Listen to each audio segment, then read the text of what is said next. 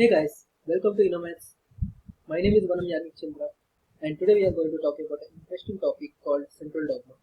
Central dogma is an important topic in molecular biology. Before diving deep into central dogma, let's understand it in layman terms. In layman terms, generally the the DNA, which has the genetic information, this information is generally converted into a functional product. This functional product is usually a protein, and this protein is generally converted into some hormone or enzyme, and these enzymes and hormones are important for our metabolism or some important life processes.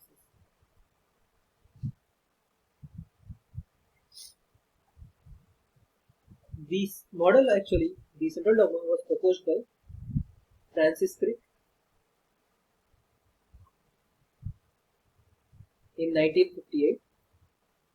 This name Francis Crick is very important because Crick and Watson both developed a DNA structure model, which is called Watson and Crick model.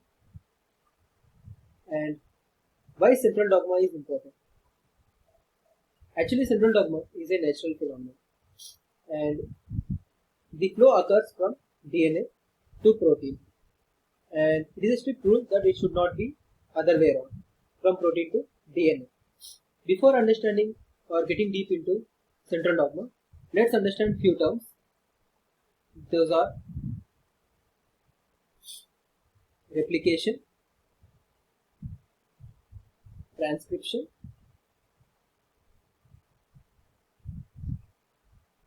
translation.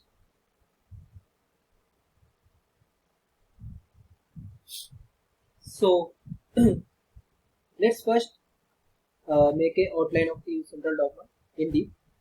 Like from DNA, generally mRNA is formed, and this mRNA is generally converted into protein. So actually whole DNA is not converted to mRNA.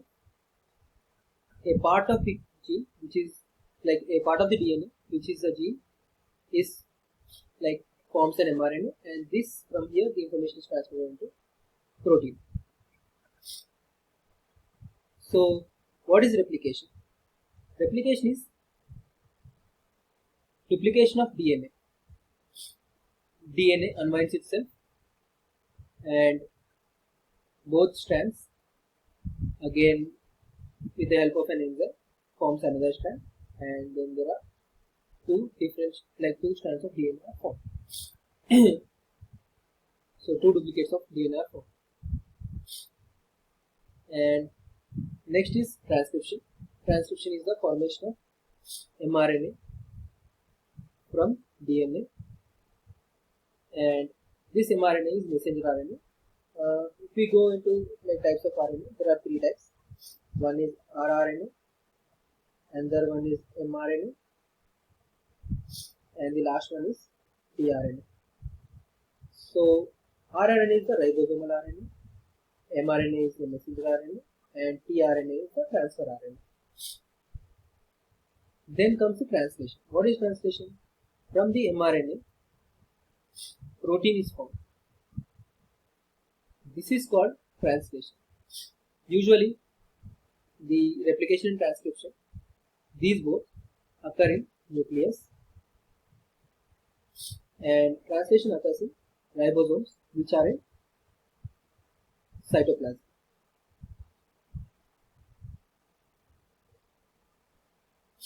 As you can see, in central dogma, the information flow is from DNA to mRNA, mRNA to protein. So there is also another process which is called as reverse transcription.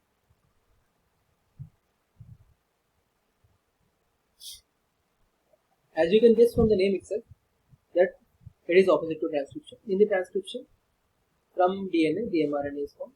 In case of reverse transcription, from mRNA, DNA is formed. Then it is also called as reverse central dogma This occurs in RNA viruses, which are called retroviruses, and one example is the AIDS virus, which is HIV. So, are there any limitations for central dogma? Actually, central dogma keeps a checkpoint on this process, that there should be no reverse information flow from protein to DNA.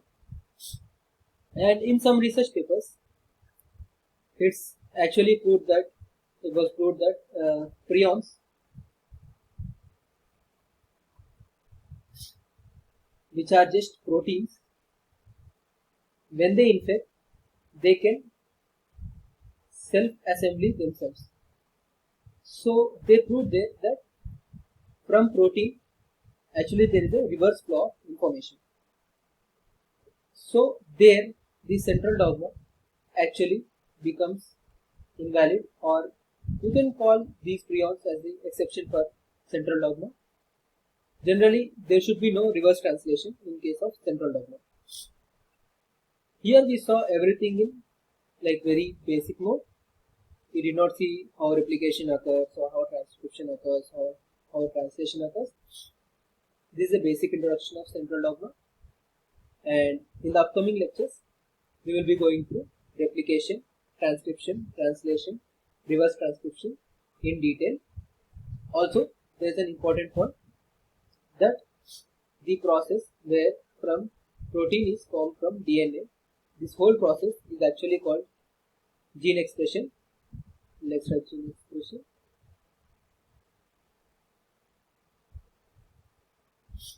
And gene expression actually contains two things.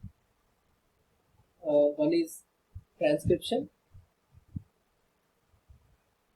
and another one is translation.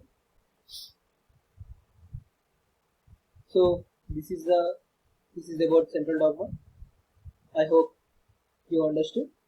If you like the video, please like and subscribe. Innomaths. Thank you.